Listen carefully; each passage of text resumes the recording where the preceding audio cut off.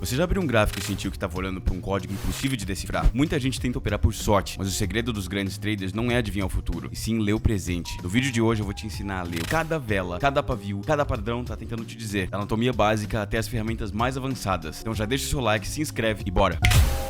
Fala pessoal, sejam muito bem-vindos a mais um vídeo aqui do CoinTalk Brasil. Eu me chamo Nicolas, então bora lá. No vídeo de hoje a gente vai falar sobre os padrões Candlestick, movimento de preço e também a gente vai entrar um pouquinho ali na ferramenta do Fibonacci, tá certo? Começando então falando sobre o padrão Candlestick. Para entender um gráfico, primeiro a gente tem que entender do que ele é feito, né? Que no caso são as velas. Então a gente vai começar falando da forma das velas e também vai adentrar entre outros padrões de velas que são muito importantes na hora de ler um gráfico. Então vamos lá. As velas, elas possuem tanto no topo quanto na base uma coisa que algumas pessoas chamam de sombra, mas só que como ela é uma vela, pra mim faz sentido chamar de pavio. O corpo ele tem duas extremidades. Na vela verde, por exemplo, já que ela tá indicando quanto o preço ele subiu, a base dela vai representar o início, né, a abertura das negociações, e o topo dela vai representar o fechamento dessas negociações. Já a vela vermelha seria como se fosse uma vela verde de ponta cabeça. Então, o topo dela vai representar a abertura das negociações e a base dela o fechamento, já que ela tá caindo, né? Ela tá representando o quanto o preço caiu. Tanto o início quanto o fim dessas negociações vão ser determinados por qual período você escolheu ver o seu gráfico. Se você tá olhando um gráfico de 1 minuto, por exemplo, as velas elas vão se fechar depois de 1 minuto de negociação, tá? A cada 5 velas de 1 minuto, você vai ter uma vela de 5 minutos. A cada 3 velas de 5 minutos, você vai ter uma vela de 15 minutos. E assim por diante. E daí surgem os pavios. O que eles estão mostrando pra gente é até onde o preço foi antes desse período se finalizar. Essa vela aqui, por exemplo, vamos supor que ela seja uma vela de 5 minutos. Então, a abertura das negociações aconteceu aqui, o preço ele caiu até esse nível, tá certo? Depois ele subiu até esse nível, e aí, quando tava próximo de fechar os 5 minutos, ele desceu de volta para o nível que ela tá, fechou os 5 minutos, ela ficou com este formato aqui. Aqui foi até onde ela desceu, aqui foi até onde ela subiu, e o corpo dela representa o fechamento da negociação. Com isso, a gente vai ter diferentes velas com vários tamanhos de corpos e pavios também, que revelam pra gente um dos elementos mais importantes do mercado, o sentimento, tá certo? Vamos pegar essa vela aqui, por exemplo. Uma vela que tenha esse formato aqui se chama Doji, tá? Como os gráficos eles vieram do Japão, alguns elementos eles carregam esses nomes japoneses. Mas vamos lá. Quando a gente olha pra uma vela como essa daqui, o que ela tá mostrando pra gente? Se a base é o início das negociações e o topo é a finalização dela, o preço ele subiu até aqui e voltou basicamente pro mesmo lugar que ele se iniciou até o período de negociações se fechar. Um doji sozinho não quer dizer muita coisa fora de um contexto, mas só que quando a gente vê ele em uma uptrend, por exemplo, o que ele sinaliza pra gente é que os compradores eles estão começando a perder força e os vendedores estão começando a se igualar. Isso costuma sinalizar um sinal de reversão. Como a gente pode ver, ele apareceu bem aqui e o que vem depois.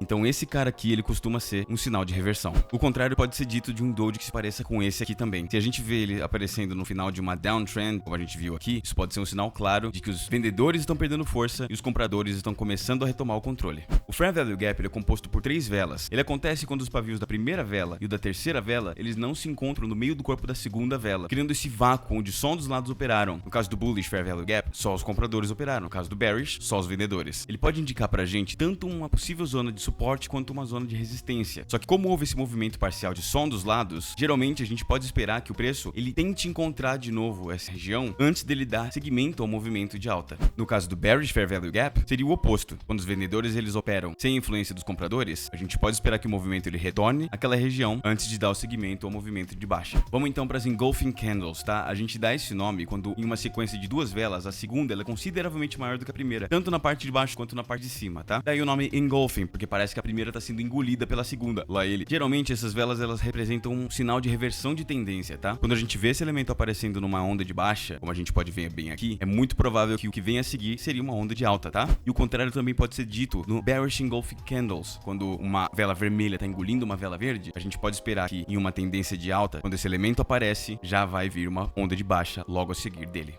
A vela sem pavio é um sinal claro que a força compradora foi grande o suficiente para abafar o lado vendedor, no caso da vela bullish, claro. O mercado ele ficou eufórico em sinais como esses aqui, e a gente geralmente pode esperar um sinal de alta seguindo esse tipo de vela, tá? Mas é sempre bom você ficar de olho, esperar um testes assim e usar outros indicadores para você não comprar o topo. O contrário também pode ser dito para as velas vermelhas em pavio. Se a força vendedora ela for grande o suficiente para abafar os compradores, como aconteceu nesse caso aqui, é um sinal para você proteger o seu capital para a onda de baixa que vem depois. Vamos agora então para o Price Movement, ou movimento de preço, onde a gente vai analisar trends, trends, uptrends e downtrends, resistência, suporte, teoria da onda de Elliott e padrões no gráfico. As trends elas mostram pra gente a direção que o preço ele tá indo. Ela pode estar indo pra cima quando o mercado tá bullish, pra baixo quando o mercado tá bearish ou pro lado quando ele tá indeciso. Uma uptrend como essa daqui é caracterizada por topos mais altos e fundos mais altos, onde a gente pode traçar uma linha de tendência para entender a direção que o mercado ele tá indo. Já uma downtrend, parecido com isso daqui, vai ter o contrário, topos mais baixos, fundos mais baixos, onde a gente também pode traçar uma linha de tendência para entender a direção que o mercado tá indo. Essas linhas de tendência, elas são formadas conectando os pontos onde os fundos se encontram, para identificar se o preço ele tá respeitando a trend ou se ele vai sofrer uma possível reversão. A partir das trend lines, a gente pode identificar onde estão as resistências e os suportes. Resistências são pontos onde o preço ele alcança, onde os vendedores eles começam a realizar lucro. Então forma uma espécie de teto invisível, onde o preço ele fica batendo a cabeça sem conseguir passar dele. Essa realização de lucro geralmente acontece por bots que foram programados, tá? Os vendedores, eles geralmente escolhem um número redondo ou metades, por exemplo, 12.000 ou 12.500. Já o suporte é uma faixa em que os compradores eles gostam do preço, compram em massa quando determinado ativo chega naquele valor. É igual quando você vai no mercado e deixa de comprar azeite porque ele tá muito caro, mas daí você vai no fim do mês e ele tá numa promoção e agora o preço ele compensa mais. No contexto de um ativo, isso cria um chão invisível onde ele fica mais difícil de passar por ele. E para achar os suportes e resistências, tudo que a gente precisa fazer é olhar para a esquerda. Uma vez que antigas resistências são rompidas, elas viram suporte. E se o suporte se quebra, ele vira resistência. Basicamente, se o preço ele consegue romper um teto, agora esse teto ele serve como piso, tá? Mas o contrário também é verdade. Se ele romper um piso, agora o piso ele fica como um teto. Então o preço ele costuma respeitar bem os níveis. Não é só porque um nível ele foi rompido que ele deixou de existir. Ele só mudou a sua função. Já a onda de Elliott é uma ferramenta de análise técnica que sugere que o mercado ele se move em um padrão de ondas que está ligado à psicologia de investimentos. Essa teoria diz que a gente tem 5 ondas iniciais em um movimento de alta. 1, 2, 3, 4, 5. Mano, foda, né? Você tá vendo? É um bagulho que tá falhando. Seguidas de 3 ondas corretivas. A, B e C. Um detalhe que nós temos que nos atentar é que a onda 4 ela não pode entrar no território de preço da onda 1, ok? Se a 4 cair abaixo da 1, a contagem é inválida. A gente pode ver, ela tá bem acima da 1, então tá tudo bem. A onda de Elliott também nos ajuda a entender em que ponto da onda a gente tá. Se vale a pena comprar antes da próxima onda de alta ou vender antes da próxima correção. Por exemplo, na onda 3 a gente sabe que vai ter a correção da quarta onda e na onda 4 já tá esperando o rally da quinta. E chegando na quinta onda, a gente sabe que vai ter as correções das A, B e C. Então é uma ferramenta muito boa pra gente saber como se posicionar. Outra coisa muito interessante é que você pode traçar uma trend line pela Elliott Wave depois das correções A, B e C. E se o preço ele perder essa linha, como aconteceu aqui nesse caso, e depois ele retestar, ele tem grandes chances de despencar depois disso. Existem incontáveis padrões de gráficos por aí, mas vamos focar em alguns que podem te ajudar a saber a hora certa de entrar ou sair de diferentes situações. É normal que a gente tenha correções depois de um rally, mas o que vai mostrar pra gente se essa correção é uma mudança de caráter ou só uma correção comum antes da continuação do movimento é como ela se recupera. Se depois da correção a gente vê um spike rápido formando uma espécie de V como esse aqui, na maior parte dos casos esse movimento foi causado por uma euforia e assim como um Fair Value Gap, o lado vendedor ainda não teve espaço para mostrar a sua força. Então o Smart Money ele tende a evitar participar de jogadas como essa daqui. E eu evitaria também porque o resultado que segue depois disso geralmente é esse aqui.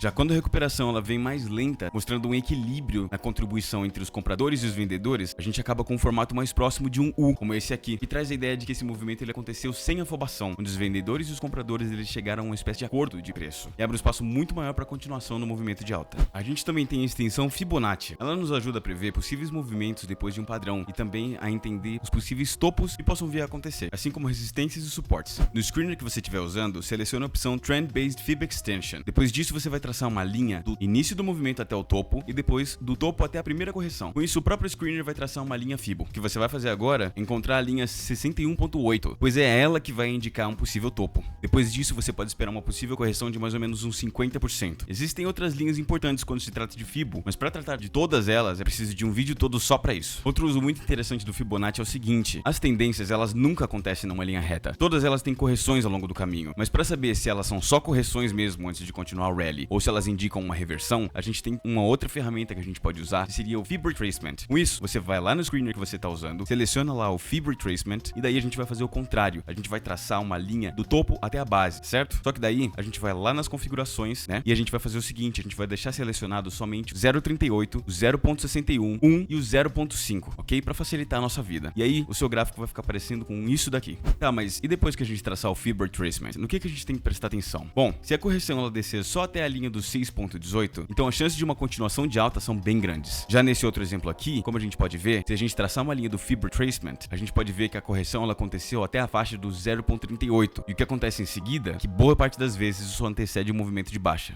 Então é isso, pessoal, espero que vocês tenham gostado. Muito obrigado se você assistiu até aqui. Não esquece de deixar o seu like, se inscreve para não perder mais conteúdos como esse e te vejo na próxima.